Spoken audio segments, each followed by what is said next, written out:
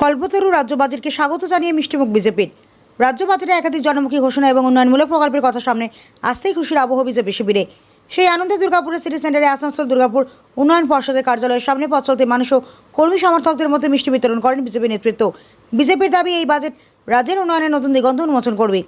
আসানসোল দুর্গাপুর শিল্পাঞ্চলে মেট্রো পরিষেবা চালুর পরিকল্পনা, সেমিকন্ডাক্টর হাব গড়ে তোলার উদ্যোগ, সরকারি কর্মচারীদের জন্য 20% বেতন বৃদ্ধি, সিভিক ভলেন্টিয়ারদের ভাতা বৃদ্ধি, মিড ডে মিল কর্মী সহ বিভিন্ন সরকারি প্রকল্পের সঙ্গে যুক্ত কর্মীদের জন্য অতিরিক্ত সুবিধার ঘোষণা সাধারণ মানুষের কাছে ইতিবাচক বার্তা পৌঁছে দিয়েছে।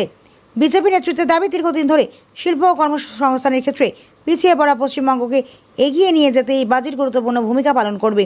শিল্পায়ন, পরিকাঠামো উন্নয়ন, কর্মসংস্থান বৃদ্ধি এবং সরকারি কর্মীদের আর্থিক সুরক্ষার মতো বিষয়গুলিকে বিশেষ গুরুত্ব দেওয়া হয়েছে বলে দাবি তাদের।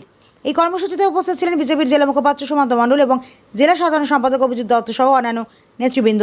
তারা বলেন, রাজ্য সরকারের এই বাজেট সাধারণ মানুষের আশা আকাঙ্ক্ষার প্রতিফলন এবং উন্নয়নমুখী ভাবনার পরিচয় বহন করে। আগামী দিনে এই প্রকল্পগুলি বাস্তবায়িত হলে শিল্পাঞ্চল থেকে গ্রামাঞ্চল সর্বোচ্চ উন্নয়নের সুফল পৌঁছে যাবে বলেও আশাবাদ ব্যক্ত করেন তারা। দুর্গাপুর থেকে নিমাই দাসের রিপোর্ট, জামালপুর নিউজ লাইভ।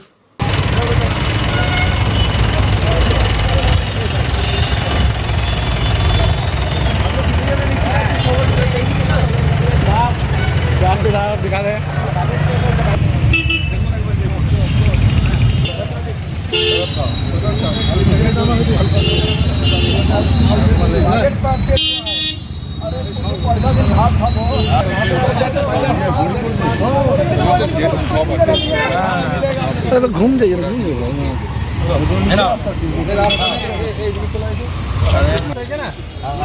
ভালো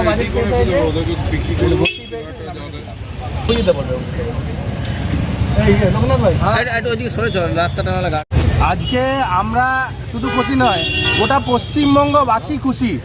আর যেভাবে সাধারণ মানুষের জন্য এই সরকার ভেবেছে, এটা তৃণমূল হলে কোনোদিনও পারতো না।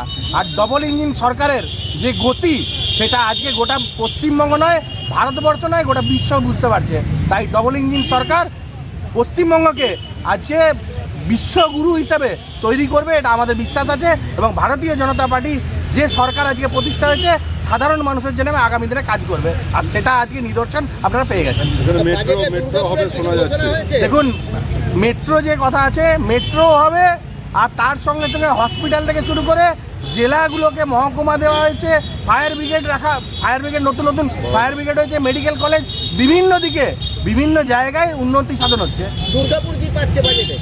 দুর্গাপুর বিগত দিনে পরিষ্কারভাবে জানানো হয়েছে যে দুর্গাপুরকে স্মার্ট সিটির আন্ডারে নিয়ে আসার পরিকল্পনা চলছে এবং দুর্গাপুরে এখানে হাব বানানো হবে, ইন্ডাস্ট্রি সেমিকন্ডাক্টর হাব বানানো হবে, প্লাস ইন্ডাস্ট্রির জন্য এটা একটা বড় সিস্টেম তৈরি করা হবে, এখানে হাব বানানো হবে ইন্ডাস্ট্রিরও। তাই পরিষ্কারভাবে দুর্গাপুর আগামী দিনে পশ্চিমবঙ্গকে গতি দেবে, এটাও পরিষ্কার হয়ে গেছে।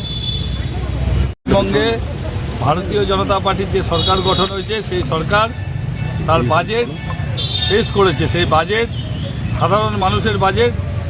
আমরা যা যা প্রতিশ্রুতি দিয়েছিলাম ইলেকশনের সময়, সেই এই বাজেটে রয়েছে।